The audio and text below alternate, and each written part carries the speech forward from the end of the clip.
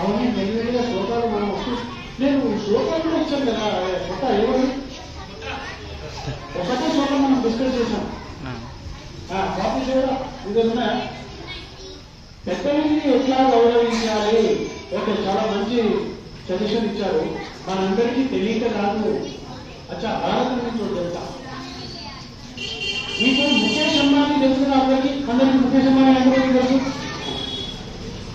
ఇంకేమంది తెలుసా ఆయన రోజున ఆఫీసుకి వెళ్ళక ముందర వాళ్ళ అమ్మకి కాళ్ళకి నమస్కారం పెట్టి వెళ్తాడు. ఎంత గొప్ప మాట చూడండి. అవునా ఉపాధ్యాయాం దశాచార్య ఆచార్యాణం శతం పిత సహస్రంతో పితృ మాత గౌరవైన అతిరిచ్యతే అని మనం అంటారు మనుషులు.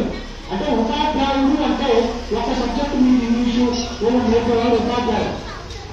ఉపాధ్యాయ 10 మంది ఉపాధ్యాయులు ఒక ఆచార్యుడితో సమానం.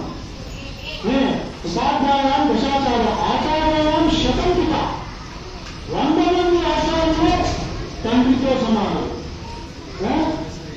సహస్రంతో పితృ మాత 1000 మంది తండ్రులు తల్లికి అప్పటికి తగ్గిపోతారు. అంటే 1000 మంది తండ్రులతో father race to the power of 1000 is equal to the respect that you should give to your mother. అచ్చా ఇప్పుడు ఈ క్వశ్చన్ అడిగారు. ఒక నిమిషం సైలెంట్ ఉండడం బాగుంటుంది. గట్టి అత్యంత నా గుంట ఆగిపోతుంది.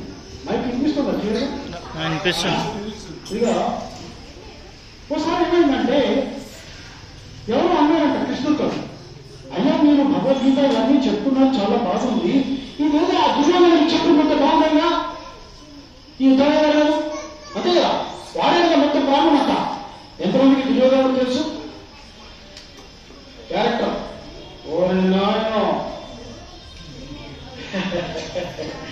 నాకు నిజమైన ఛాలెంజ్ అండి. సరే దుర్యోధనుడు ఒక బ్యాడ్ క్యారెక్టర్, ఒక విలన్ అన్నమాట. పరమ దుర్మార్గుడు, రావణాసుడు లాంటి నీచుడు అన్నమాట. ఒకరోజు సరే అని చెప్పి కృష్ణుడు వెళ్ళాడట చెప్పడానికి. ఇప్పుడు మీరు అడిగినప్పుడు తల్లిదండ్రులను ఎట్లా గౌరవించాలో చెప్పడం అన్నారు కదా, అలాగే కృష్ణుడు వెళ్ళి దుర్యోధనుడికి ధర్మం ఏంటో అని చెప్పడానికి వెళ్ళాడు. దుర్యోధనుడు తక్కువడా చాలా తెలివైన వాడు. ఈయన రాగానే వాడు అమ్మాయిలో ఈయన వచ్చి నాకు ఇప్పుడు ప్రాచం ఇస్తాడు అని చెప్పి దుర్యోధనుడు ఏమన్నాడు ఫస్ట్ శ్లోకం చెప్తున్నాడు వినండి. మీరు విని శ్లోకాలు మీరు ఒకటి ఇంకోటి అర్థం చేసుకుంటారు. సంస్కృతము భగవద్గీతలో ఉన్నది, భారతంలో ఉన్నది చాలా సరళమైన సంస్కృతం. వేదంలో ఉండి చాలా డిఫికల్ట్. దుర్యోధనుడు ఏమంటాడు తెలుసా? జానామి ధర్మం నచమే ప్రవృత్తి. అంటే ధర్మం నాకు తెలుసు, చేయబుద్ధి కాదు. ఎంత చక్కటి చూడండి. జానామి ధర్మం నచమే ప్రవృత్తి. నెక్స్ట్ లైన్ కూడా జానామి అధర్మం నచమే నివృత్తి. అంటే అధర్మం ఏంటో నాకు తెలుసు, చేయకుండా ఉండలేదు. బాగా ఆ తర్వాత దుర్యోధనుడు ఇంకో లైన్ చెప్పాడు. దాంతో కృష్ణుడు కూడా షాక్ అయిపోయాడు. ఆ లైన్ ఏంటి తెలుసా? త్వయి ఋషికేశ హృది స్థితేన యదా నియుక్తోసి అస్మి తథా కరోమి. అంటే మనం అందరం ఉంటాం కదా, అందరి హృదయంలో రాముడు ఉన్నాడు. భగవంతుడు అంతటా ఉన్నాడు, ఎక్కడ లేడు అని అడగాలి. ఎవరైనా మూర్ఖుడే ఇట్లా అడుగుతాడు భగవంతుడు ఎక్కడ ఉన్నాడు. వాడు చెప్పాలి ఒరే భగవంతుడు ఎక్కడ లేడు అన్నాడా? అంతటా ఉన్నదంతా భగవంతుడే.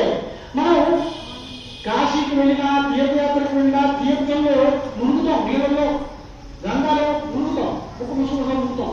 ఎందుకు మునుగుతాం? పాపాలు కూడా. ఎవరో అన్నాడట, రామకృష్ణ పరమహంసతో ఇదే క్వశ్చన్ అడిగాడట. ఈ పేరు కూడా వీళ్ళండి మనీష్ అని మంచి పెయింటింగ్ వేసేవాడు. పెయింటింగ్ చూశాను, సూపర్ మనీష్ పెయింటింగ్. ఒక్క నిమిషం మీరు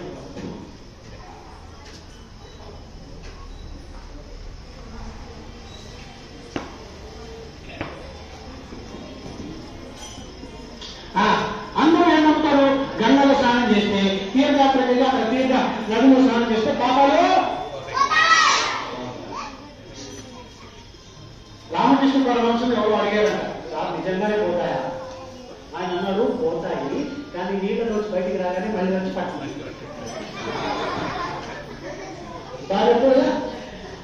ఇలాగే శివపురాణంలో పార్వతీదేవి కూడా శివుని అడిగిందట ఇదే క్వశ్చన్. పరమశివుడిని పార్వతీదేవి అడుగుతుంది, నిజంగా పాపాలు పోతాయా అంటే శివుడు అన్నాడు, పోతాయి, కానీ మనం పోయి ఒకసారి టెస్ట్ చేద్దాం. పార్వతీ పరమేశ్వరుడు ఇద్దరు వస్తారు భూమి మీదకి. శివుడేమో ముసలాంలాగా అయిపోయాడు, పార్వతి ఏమో ముసలాంలాగా అయిపోయింది. గంగా దగ్గరికి వస్తారు. గంగా దగ్గర ఒక చిన్న గోపులాగా తయారు చేస్తారు. అందులో శివుడు పడిపోతాడు ముసలోడు. పార్వతి ఏమో గోపు పక్కన కూర్చొని చేయించి బయటకు లాగడానికి ట్రై చేస్తుంది.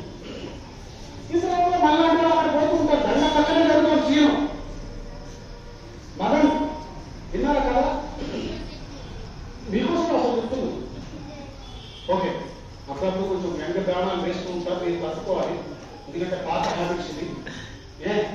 ఇప్పుడు శివుడు గోపులో పడుతున్నాడు, పార్వతీదేవి ఇట్లా చేసుకుని బయటకు లాగా. అక్కడి నుంచి ఎంతో మంది ఎత్తుతారు, గంగ దగ్గరే కదా. ఎవరు మాట్లాడాడు, నేను హెల్ప్ చేయడానికి ట్రై చేశాను. చేయగానే పార్వతి అన్నంట, మీరు పాపాలు లేని వాళ్ళు అయితేనే నా మొగుని గోపురం బయట తీయాలి. అనగానేమో ఇది పెద్దగా ఎవడున్నాడే పాపాలు లేనివాడు, పీక దాకా పాపాలు మునిగున్నాడు అందరూ. అసలు బయట ఇంత లోపల మన మనీష్ గారు వచ్చాడు. బయట మనీష్ గారు వచ్చి చూశాడు, ఏదమ్మా చేపెట్టు, పాపాలు లేకుండా పరమ పునీతుడు అయితేనే వాళ్ళు అంటే మనీష్ చూశాడట. అట్లా ఇంకా పెద్ద బ్యాగరీ ఉంది, మళ్ళా 100 మంది చూస్తాడు. ఏమంటుందో శ్రీను ఇప్పుడే అనిపిస్తుంది, ఏం చేస్తాడు మనీష్? ఏం చేశాడు తెలుసా? రప్ప పోయి గంగాలో స్నానం చేసి మునిగి పర్వ నుంచి మనిషి చేయడానికి కదండి. అక్కడ మించిన వాళ్ళందరూ గంగా స్నానం చేస్తున్నారు, కానీ శ్రద్ధ లేదు. గంగలో మునిగితే పాపాలు పోతాయి అన్న శ్రద్ధ లేదుగా. వీడు వెళ్ళి స్నానం చేయగానే పోతాయి అన్న నమ్మకం వాడికి ఉంది కాబట్టి వాడు వచ్చి అవునా? One good round of claps for Manish. శ్రద్ధ ఉండాలిరా, శ్రద్ధ. శ్రద్ధ అన్న వర్డ్కి డెఫినేషన్ ఆదిశంకరాచార్య ఇచ్చాడు. గురువేదాంత వాక్యేషు దృఢో విశ్వాస శ్రద్ధ. గురు వేదాంత వాక్యేషు దృఢో విశ్వాస శ్రద్ధ. గురువు చెప్పిన వాక్యం. గురువు ఎవరు? ఈ కాలంలో గురువులు ఎక్కడ చెప్తున్నారు? మంచిగా ఉంటారు, వాళ్ళు మంచి మాటలు చెప్తారు. కాళ్ళందరినీ పట్టుకోకూడదు, ఒక్క రాముడే గురువు. రాముడు లేదా కృష్ణుడు లేదా హనుమంతుడు. వేదాంతం అంటే భగవద్గీతలో ఉండే సారమంతా వేదాంతమే. ఈ రెండింటి మీద శ్రద్ధ ఉంటే, ఈ రెండింటి మీద దృఢమైన నమ్మకం ఉంటే అది శ్రద్ధ. మళ్ళీ చెప్తున్నా వినడానికి, ఎవరైనా మీరు నోట్ చేసుకోవచ్చు. గురు వేదాంత వాక్యేషు దృఢో విశ్వాస శ్రద్ధ. అచ్చా, మన స్టోరీ ఇంకా ఎక్కడ అడిగా దుర్యోధనుడు. దుర్యోధనుడు లాస్ట్ టైం ఏంటి తెలుసా? అయ్యా ఫస్ట్ ఏమన్నాడు? ధర్మం నాకు తెలుసు, చేయబుద్ధి కాదు. అధర్మం నాకు తెలుసు, చేయకుండా ఉండలేదు. నువ్వు ఇంకా దారుణం ఏం చెప్పాడు తెలుసా? అయ్యా మీరే నా హృదయంలో కూర్చుని ఇవన్నీ నా చేత చేపిస్తున్నారు, నేనేం చేస్తున్నా అంటున్నారు. సరే నీ పని పడతాము, ఇంత ఎట్లా జరిగింది అన్నీ అది సంగతి అనమాట. అంటే ఇక్కడ ఆయన అడిగిన క్వశ్చన్, తల్లిదండ్రుల్ని మనము ఎలా గౌరవించాలి అని ఆయన అడిగారు. మనకి తెలియదా? నీకు తెలియదా? ఏమమ్మా మీకు తెలుసా తల్లిదండ్రులను ఎలా గౌరవించాలో? మీకు తెలుసా తల్లిదండ్రులను ఎలా గౌరవించాలో? తెలుసా తెలియదా? చెయ్యము, అది కారణం. నా జీవితంలో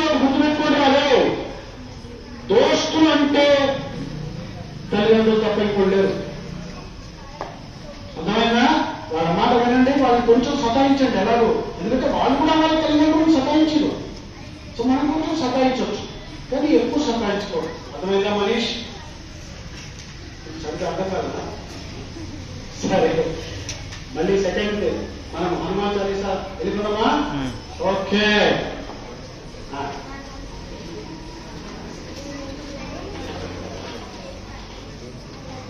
Are you all ready for the second chanting? Jai Shri Ram. గట్టిగా నువ్వు.